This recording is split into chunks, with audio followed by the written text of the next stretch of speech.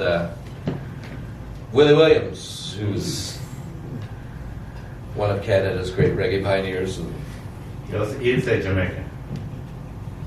that's true. He is a Jamaican pioneer. Yeah. But I know he lives here for what, 30 yeah, he's in Pickering half the year, in Jamaica the other half. Yeah. Smart man. And yeah, for We real. know which half is in Jamaica. Yeah, He ain't here now. He's not here now. He better be next week. Yeah, he's got He's got a show. So this song was in the late 70s in London. The punks and the reggae lovers came together and started playing and listening to the same music. Well, mostly the punks were listening to reggae. But there was a love affair. And you have Bob Marley name-checking the Jam, the Clash, and the Damned in Punky Reggae Party. He actually says those words. And he does a horrible, horrible version, a punk version of Punky Reggae Party, which actually was Lee Scratch Perry's idea. It's terrible. But the point, the idea is nice. He hated the punk movement at first. He did. But then he grew to love it, and he even liked the idea of man putting safety pins through their nose and all this kind of stuff. It's not for me, but it's kind of cool, right?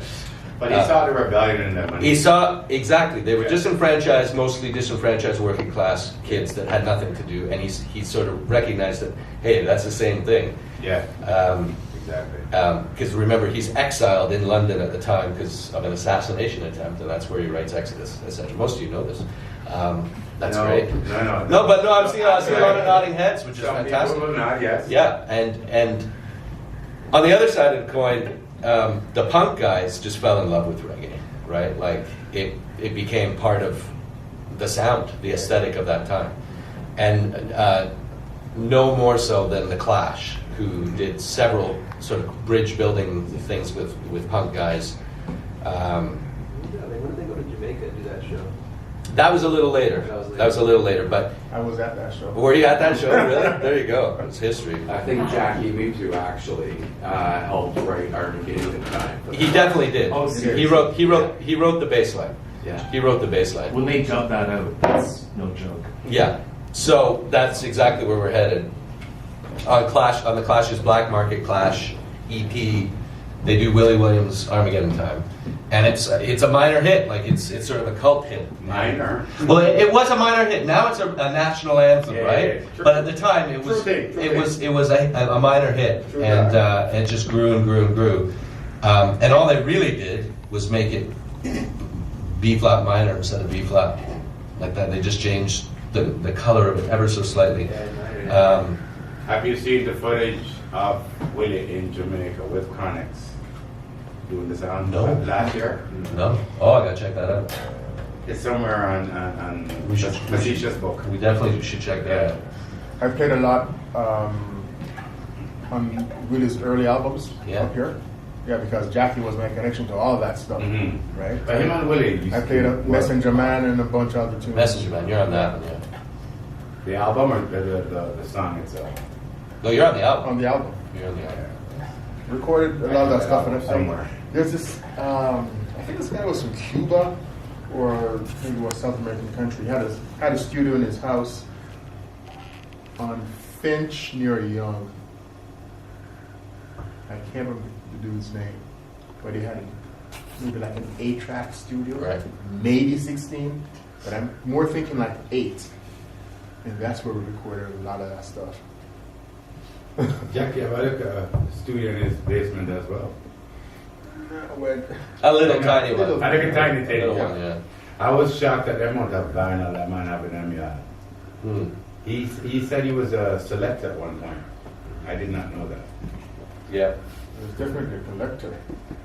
We used to go to Harry's place. This guy used to live near Eglinton, near the police station. It was at Atlas down, or was it Winona? Okay, here's Winona. Winona is the next one, or Atlas? Going east towards the police station.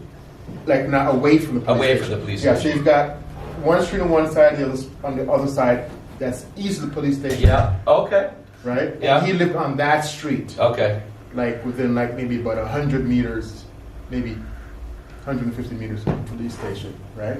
And every Sunday, white rum, weed, And beer music. and pure music, everything. Jazz, reggae, ska, everything.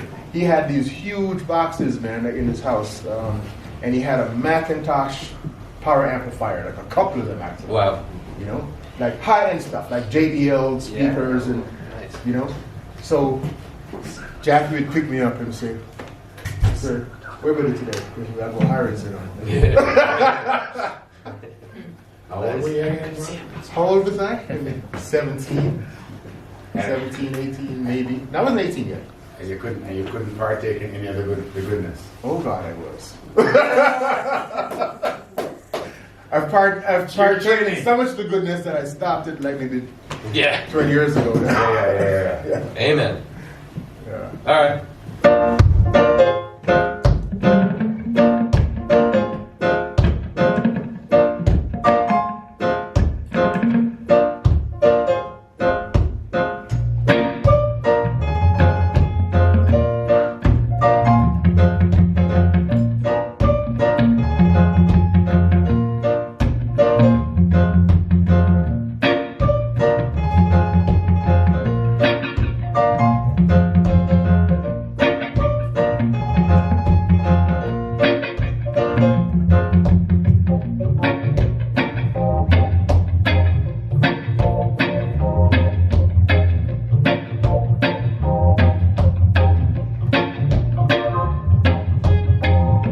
A lot of people won't get no supper tonight. A lot of people bound to cry out tonight. Everybody is getting harder, and we must forward in this iration.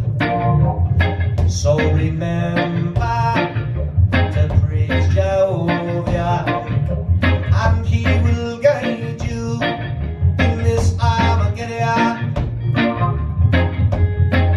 A lot of people won't get no justice tonight. A lot of people won't get no supper tonight.